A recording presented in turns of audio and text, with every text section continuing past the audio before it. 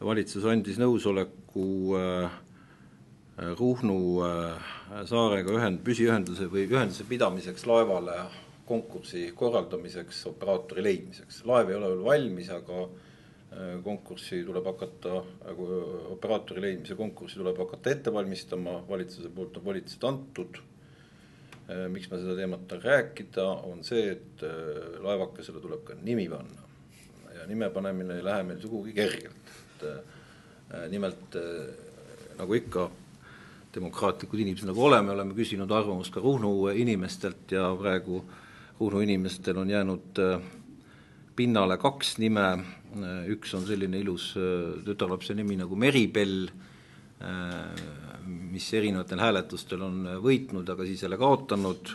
Tundub, et Ruhnu inimeste arvamuseks jääb rootsikeelne Ruhnu saare nimi Runö, millele mul tekkis pigem kahtlus, et kas mitte panna Ruhnu siis juba. Nii et sellises nime küsimuses on meil käinud suvel praegu väga tõsised vaidlused ja usun, et ka Eesti avalikkus võiks meid aidata leidmaks lahendust.